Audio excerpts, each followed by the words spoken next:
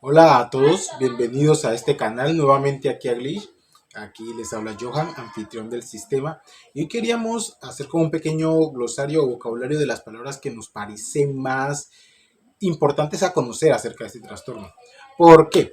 Porque a veces cuando intentamos hablar o comentar acerca de lo que es el TID, trastorno de identidad disociativo, no solo de eso, sino también de otros trastornos, en el, a veces se tiende a usar términos que se usan más que todo en, en el ambiente clínico, médico, profesional, digámoslo así, que uno que a veces que ya se acostumbra un poco a ese lenguaje por lecturas o por estudio, en mi caso que estudio psicología, entonces para uno no es extraño, pero para alguien que no está acostumbrado a esos entornos, a alguien que no está acostumbrado a ese lenguaje puede parecerle extraños. Y a veces uno habla y menciona estas palabras y uno no se para como a decir esto y esto. Entonces, eh, puede suceder que se vuelva complejo para algunas personas entender, no porque no tengan la capacidad, no es eso que uno quiere decir, sino porque hay ciertas palabras que se usan como si fueran cotidianas, pero no lo son,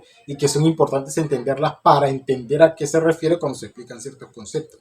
Entonces voy a tratar de explicar de manera lo más simple posible y lo más clara posible un pequeño glosario, unas 20 palabras, si no estoy mal, creo que fue lo que saqué para entender el trastorno disociativo. Bueno, no entenderlo, pero sí como para tener claro que se usa mucho en el trastorno disociativo, que se pueden usar y que son importantes. Ok, entonces vamos con la primera, bueno, palabra, en este caso palabras, que es definiendo qué es el trastorno de identidad disociativo. Esto lo hemos definido mucho, pero es importante como hacer un poquito un recuerdo. Entonces, el trastorno de identidad disociativo básicamente se caracteriza por dos o más estados de la personalidad bien diferenciados y lapsos recurrentes de amnesia. Esto es como el concepto más básico de lo que es. Si ya nos metiéramos a lo que son criterios diagnósticos, características diagnósticas, se ampliaría un poco más. Pero como a grandes rasgos, si alguien diría qué es, sería como esto. Dos o más estados de la personalidad bien diferenciados y lapsos recurrentes de amnesia. Entonces vamos con la segunda palabra que sería disociación. ¿Qué es la disociación? La disociación es un mecanismo de defensa psicológica que implica una desconexión temporal entre aspectos de la conciencia, memoria, la identidad o la percepción. La disociación, al revés de lo que alguien puede pensar, es un mecanismo natural. Es un mecanismo de defensa natural. Es algo que sucede en los mamíferos y no es nada fuera de lo común. Todas las personas disocian en mayor o menor grado. Cuando hablamos ya en el trastorno de identidad disociativo, hablamos de una disociación crónica, digámoslo así, una disociación muy marcada. Bueno, ni tanto marcada, sino crónica y que se sostiene a lo largo del tiempo. Porque puede suceder, por ejemplo, en un proceso de duelo, que una persona disocia algunos eventos de eso de manera temporal, pero luego vuelve y se integra. Eso hasta puede ser en cierto modo natural. Pero cuando ya la disociación se extiende durante mucho tiempo y ciertos elementos de la memoria, la conciencia, la identidad o la percepción permanecen sueltos, permanecen separados, entonces ahí es donde la disociación ya se empieza a categorizar como patológica. Pero disociar, disociamos todos. No hay que asustarse con esa palabra, es un mecanismo de defensa natural. Vamos con la tercera palabra que serían los alters. Bueno, los alters es como lo hemos popularizado, se ha popularizado. También en algunos casos se conoce como alter egos, que tiene ciertos problemas decirle alter egos, porque alter egos también se llaman a otras cosas. Tal vez después hablamos de eso. Eh, pero también son conocidos como partes o alter egos, que son identidades o estados de la personalidad distintos que consisten dentro de una persona con trastorno de identidad disociativo. Eso es lo que llamamos partes. Entonces, cuando alguien dice que tengo un protector, que tengo un niño y que todo está adentro y que se alternan al tomar el control del cuerpo, a esto se le conoce como partes. Entender que también el host, por ejemplo, que es algo que a veces no se dice o que uno asume que se piensa, pero luego uno piensa que cuando uno se da cuenta de personas que no tienen el trastorno hablando, como que no lo tienen en cuenta. Todas las partes, incluido el que está enfrente, que es el host, que más adelante creo que está la palabra, son partes, o sea, todas son partes de una personalidad única, digamos así, que se disoció. Ya.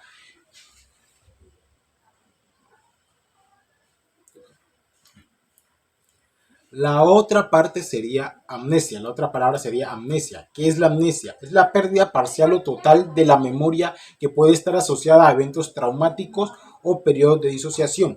La amnesia es la pérdida parcial o total de la memoria.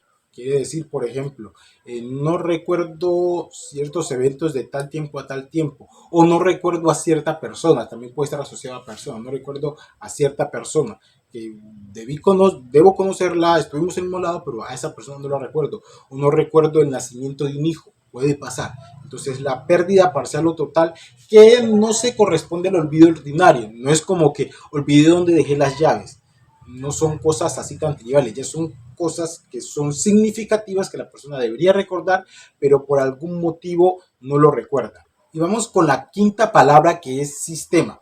Sistema se refiere al conjunto de identidades o estados de la personalidad alternativos que coexisten dentro de una persona con trastorno de identidad disociativo. A ver, y esta es una palabra un poco polémica en la comunidad porque hay personas que piensan que no debería referirse o que se hace por show o por moda, cosa que no es tan así. ¿Por qué? A ver, sistema se refiere al conjunto de identidades que conforman o estados de la personalidad que conforman el total de las partes que están en una persona. Pero esta palabra no es exclusiva en el TIE. De hecho, la personalidad también es categorizada como un conjunto o un sistema de acciones que conforman lo que es la personalidad de la persona. La personalidad también es categorizada como un sistema y es un término bastante extendido que he escuchado decir a muchos psicólogos de que la personalidad es un sistema, una organización.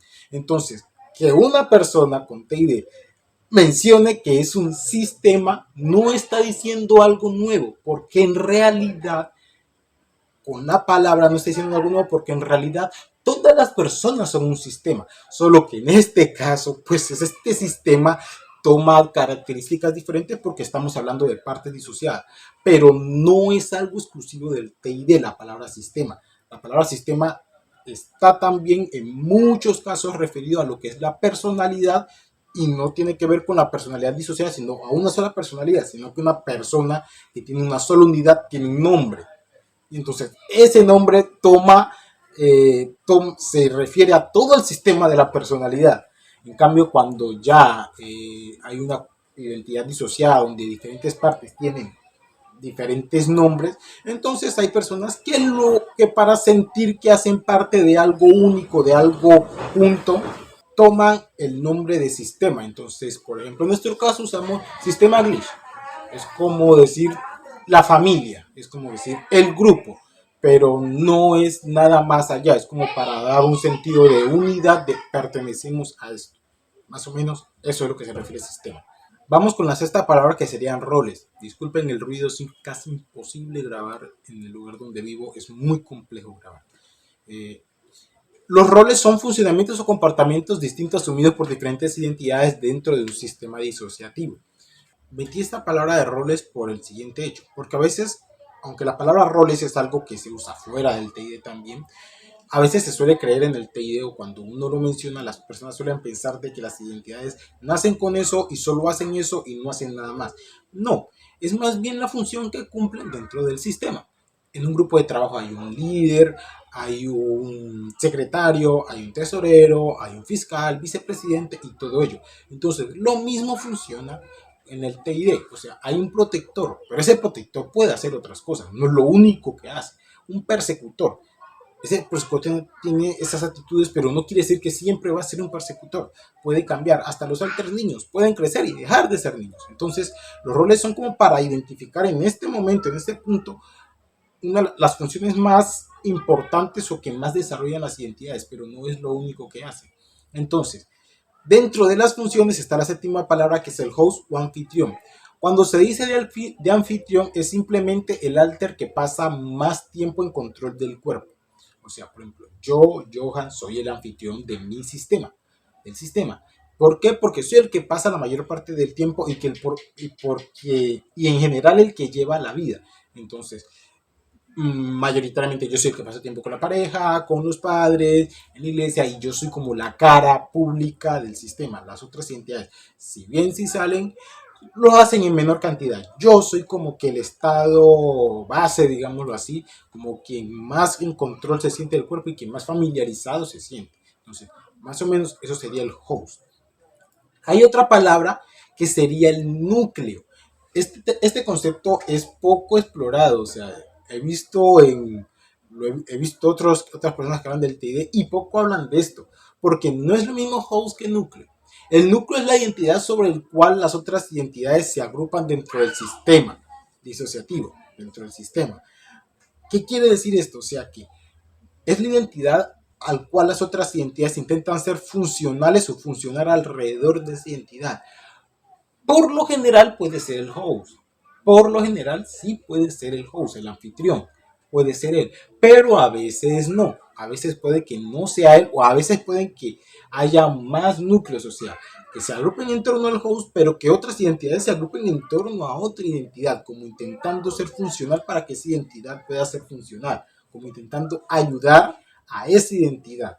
No decir principal, igual en el host, principal no, porque no es que las demás sean secundarias, solo que su rol es como más protagónico, digámoslo así, para las otras es como que van girando en control a esa identidad e intentan equiparse, ayudarse para que esa identidad tenga una funcionalidad, como puede ser con el host, como puede ser con otra identidad. En nuestro caso, por ejemplo, no sabemos si tenemos un núcleo fijo porque a veces parezco yo, pero a veces parece Gris. Tengo mucho en común con Gris. Mucho en común.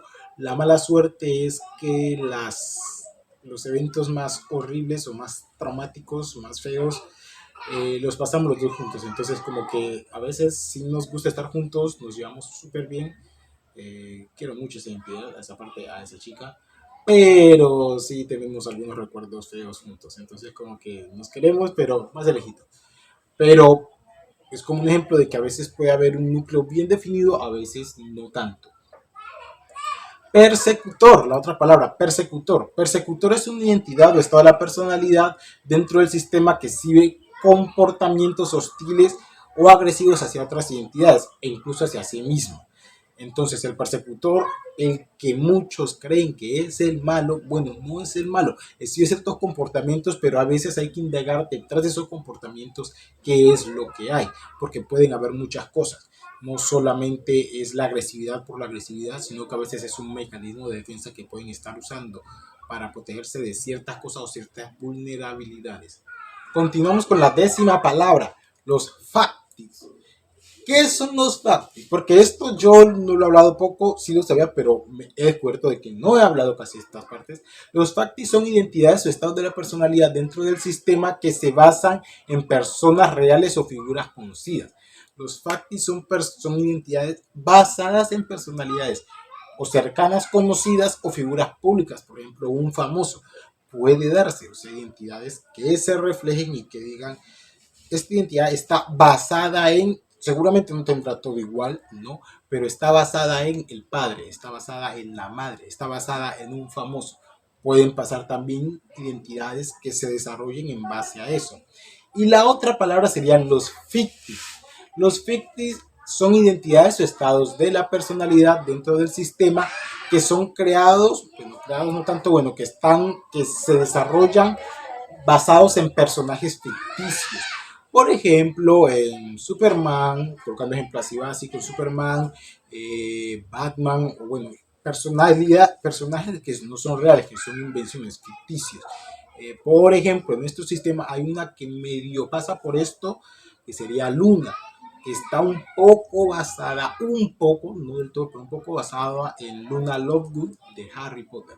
Entonces, como que nosotros hemos visto que sí tiene muchas cosas, no tanto, por eso digo que estas cosas tienen cierto grado, pero no van a ser completos. Es raro que sean todos ellos. Es como más, está basado en cierta cantidad de cierto personaje, pero no por lo general, o que yo haya escuchado, no es como que todo es él y que él se cree todo eso. No, por lo general incluso están conscientes de que no son ese personaje, están basados en ello, pero no son ese personaje. La otra palabra sería el switch. Por lo general, lo digo así porque se dice en inglés por lo general, pero es el cambio. El cambio es el proceso de transición entre diferentes identidades dentro de un sistema. Entonces, cuando yo, Johan, estoy al frente y cuando digo estoy haciendo switch, que por lo general se usa en inglés, porque mucha de la literatura acerca de trastorno de identidad disociativo, demasiada literatura y sobre todo en años, en las décadas pasadas, está en inglés. La mayor literatura acerca del TI está en inglés, entonces muchos términos en inglés han pasado así a nosotros. Entonces, el switch, el host, los factics, los fictics, son palabras en inglés que pasaron a nosotros. Pero esto es el cambio. Y es cuando yo, Johan, estoy al frente y de un momento a otro empiezo a disociar y empiezo a hacer un cambio y ¡pum! Salió Clo. Clo la que ahora está al frente. Entonces, eso es lo que es un switch. Detonante, la otra palabra, detonante. Detonante es un evento o ¿cómo era? O trigger. Es un evento o situación o estímulo que desencadena un episodio de disociación o cambio de identidad en una persona con trastorno de identidad disociativo. También puede desencadenar flashback, recuerdos, cosas incómodas. Pero el detonante simplemente es un estímulo. Un estímulo. Los detonantes no siempre son negativos, ¿no? No siempre son desagradables. Pueden haber detonantes positivos. Como por ejemplo pasa el caso con Ru. Un detonante positivo para ella es las galletas de panadería, estas galletas polvorosas. Ella le encantan esas galletas o galletas de chispa. Le encantan esas galletas. Y que ella esté enfrente de esas galletas es un detonante seguro. Pero es un detonante agradable. O sea, le gusta algo y eso la detona y la empuja a salir. Un detonante negativo puede ser sangre, pueden ser ruidos fuertes, pueden ser otras personas, la voz de una persona, la voz del padre, la voz de la madre, pueden ser detonantes que no siempre tienen que desembocar en cambios, pero que sí generan una reacción en la persona o en una identidad o en que está al frente, que generan una reacción. Puede ser agradable o desagradable. Co-conciencia es la siguiente palabra, es un término importante, es la capacidad de dos o más identidades dentro de un sistema disociativo para ser conscientes o tener conocimiento de la existencia y acciones de los demás. Esto es muy importante. ¿Por qué? A veces aplicamos la co-conciencia solo a que dos o más identidades sepan lo que está pasando al frente, pero no siempre tiene que ver con eso. A veces el conocimiento mutuo de eventos y cosas también es co-conciencia, que a veces no se suele hablar mucho porque es una co-conciencia, digámoslo así, más común, que varias entidades sepan, que todas las entidades sepan de todo. De hecho, sería menos común, por lo que he visto, es menos común que varias entidades no sepan nada de la otra. O sea, cuando ya es unas paredes amnésicas muy fuertes o una conciencia cero. Conozco a una señora ya de edad avanzada, estadounidense, que no tiene conciencia de nada, o sea, no sabe ni siquiera qué pasa cuando sale, o sea, tal vez sí conoce que tiene TID, sí lo conoce, sí conoce de otras partes, pero no tiene conciencia de nada, o sea, no sabe cómo son, no sabe qué hacen cuando salen. Eso ya son casos muy extremos. Digamos que los demás están como más en el medio, donde sí hay una conciencia, sí sé, tengo recuerdos compartidos, pero hay algunas cosas que pueden escaparse. El objetivo, de hecho, cuando hablamos de la integración, el objetivo es aumentar esta conciencia. En terapia es aumentar esta conciencia, de que todas sean partícipes y todas conozcan de todo o que puedan saber al menos qué es lo que sucede al frente, qué pasó, que hayan recuerdos compartidos y todo ello. La otra palabra sería influencia pasiva. La influencia pasiva esto es casi omnipresente en el TID. ¿Por qué? Es la experiencia de tener pensamientos, sentimientos o acciones que son influenciados o controlados por otras identidades dentro de un sistema disociativo sin que la identidad principal esté consciente de ello. Bueno, aquí me quedo quedando. Porque puede estar consciente de ello. O sea, sí puede estar consciente de que está siendo influenciado, pero en un principio a veces no se es consciente. Entonces yo estoy aquí, estoy hablando con un amigo y de repente siento que ese amigo, empiezo a tener ideas de como que ese amigo me cae mal, ese amigo no es muy leal, pero yo sé que ese amigo es leal, es mi amigo de toda la vida, pero estoy sintiendo una aversión hacia él. A veces, y esa aversión que siento, no la siento, no sé de dónde viene. la desconozco un poco. Entonces, ese desconocimiento probablemente indica de que hay una influencia pasiva y de que esa persona le cae mal a otra identidad.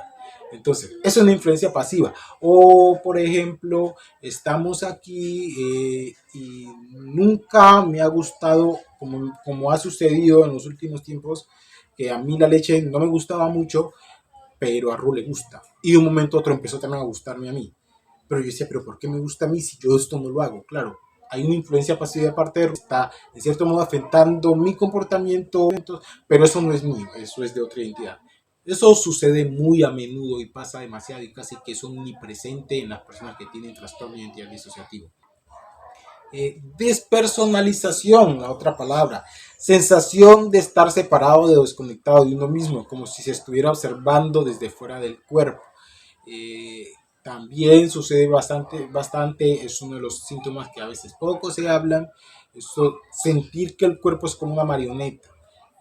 Como host, desde host lo digo, cuando sale otra identidad, sucede eso. O sea, cuando sale otra identidad, y a veces estoy como muy cerca, pero no estoy lo suficientemente cerca para tener el control del cuerpo, siento como todo va en automático, o sea, siento que debería ser yo, pero no soy yo, siento que todo va como en automático, claro, no soy yo quien está controlando, es otra identidad que está controlando, es esa sensación de que estoy separado del cuerpo, estoy en el cuerpo, pero no estoy en control de él, como si estuviera detrás, no sé, o viéndome desde arriba, como si todo fuera controlado automáticamente y yo no puedo hacer nada. Esa es la despersonalización. Y la otra, su hermana, su vina, sería la desrealización. La desrealización es la sensación, es lo mismo que la despersonalización, pero ahora lo que se siente irreal o desconectado es el exterior. Parece irreal, distante o extraño. Esa sensación de siento que esto que está aquí no es real, o sea, sí sé que es real, pero no lo siento real. Siento de que, por ejemplo, si me cortara con un cuchillo no me va a doler porque no es real, pero sí es real, o sea, sí es real. Entonces, eso sería la desrealización. La otra palabra sería los blackout. Blackout o apagones es la pérdida temporal de memoria o conciencia sobre eventos ocurridos durante un determinado periodo de tiempo. Esto no es exclusivo del TID. Por ejemplo, por eso le digo, hay muchas cosas de aquí que no son exclusivas del TID, pero que suceden mucho. Los apagones suelen suceder cuando sale una identidad con la que a veces no estás muy conectado o por lo general eso, no estás muy conectado, no te llevas bien o no hay mucha conciencia. Entonces sale esta identidad y tú simplemente te apagas. O cuando hay un evento traumático también puede pasar, que te afecte mucho a ti y tú lo que te haces es apagarte y otra identidad toma el control. ¿Qué me pasó cuando Gris se cortó? Pero ella fue la que me apagó a mí. O sea, ella me apagó a mí y fue Chloe la que tuvo que tomar el control como 3 horas duró esa blackout. Hay blackouts que duran mucho más, eso sí he escuchado, pero yo sí duró como unas 3 horas. Eh, y eso es el blackout, la pérdida temporal de memoria o conciencia sobre eventos ocurridos durante un determinado periodo de tiempo. Los flashbacks. Los flashbacks son recuerdos vívidos y perturbadores de eventos traumáticos que pueden aparecer de repente y sentirse como si estuvieran sucediendo de nuevo. Los flashbacks son como la frase que dicen recordar es vivir. Pero en este caso es feo. Es feo, muy feo. Cuando una identidad ha tenido un evento traumático fuerte, algo que es marcadamente fuerte, podemos colocar el caso de un accidente, una violación, una pérdida de un ser querido. Entonces, cuando tiene este, estos eventos fuertes, puede que la identidad o la persona pueda, por el trauma, repetirlos en su mente, pero se siente muy vívido, o sea, la persona siente que está volviendo a pasar. Nos pasa mucho con Gris, sobre todo por el caso del que muchas veces cuando ella sale al frente, por eso ella se ausenta del frente todo el tiempo, porque cuando lo hace, cuando sale al frente y tiene la sensación corporal, tiene una sensación del cuerpo, lo que sucede es que ella siente que está volviendo a pasar el tema. Entonces, no le agrada por eso. Estamos como intentando tratar con ella para ver si con el tiempo puede como poco a poco irse acercando y como ir superando eso. Y por último, la última palabra es la fusión, así como en Dragon Ball, así de chida es la fusión. No, la fusión es el proceso en el cual dos o más identidades dentro de un sistema se integran o combinan para formar una identidad unificada. Entonces, la fusión es el proceso final que hablamos en un video, se lo dejo por aquí, donde dos o más identidades empiezan a unirse y a fusionarse en una sola identidad. Para muchos es el objetivo alcanzar en la terapia, para muchos, no para todos, pero para muchos lo que quieren es llegar a una sola identidad unificada. Entonces, eso sería la fusión, donde todos los recuerdos, las habilidades, todo lo que es una identidad empiezan a unirse para formar una sola identidad. Entonces, estas serían las 20 palabras que consideré más importantes saber, al menos su concepto básico, para poder entender este mundo del trastorno de identidad disociativo. Y me gustaron estas palabras. Me gustaron porque me hicieron recordar ciertas cosas, porque a veces uno como que lee y deja ahí. Entonces, me gustaron. Espero que les haya gustado, que le den like, que compartan, que se suscriban. Todo chido, todo bello, todo correcto. Y yo que me alegro, soy fan de Auronplay. Y que pasen buen día, como dice Flo, o el día que quieran tener. Hay mucho ruido por aquí. Adiós.